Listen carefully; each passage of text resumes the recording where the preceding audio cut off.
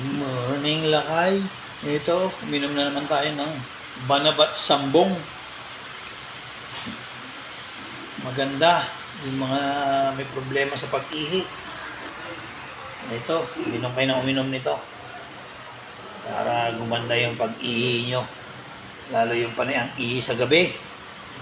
Ito, inumin nyo. Maganda to. Yan.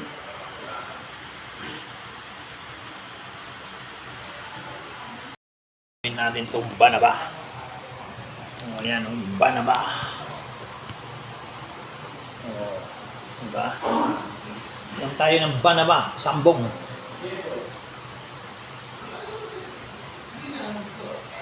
Umiinom lang ng tsaa.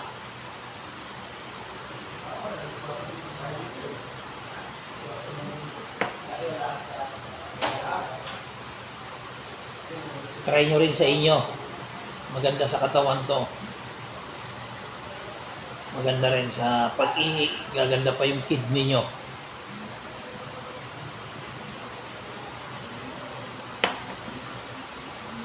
Tatlong beses sa maghapon kayo uminom nito.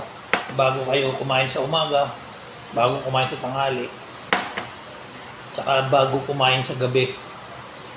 Uminom kayo nito.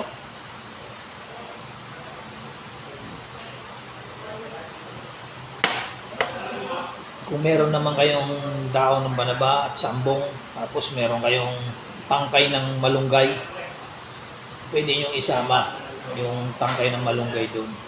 Yung green pa na tangkay ang ilagay nyo. Maganda yun.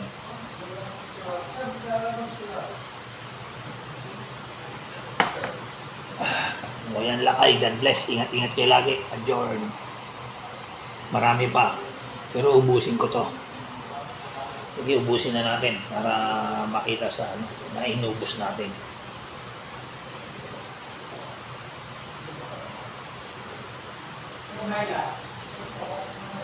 Ayan, lakay. Mamayang tanghali ulit bago tayo kumain ng tanghalian. Ayun, papakita ko sa inyo. Ayun, yung kalan na yun. Ayun. Yun, meron pang laman. Kaya mamaya inumin natin. O, ayan, God bless, lakay. Ingat-ingat lagi. Adjourn.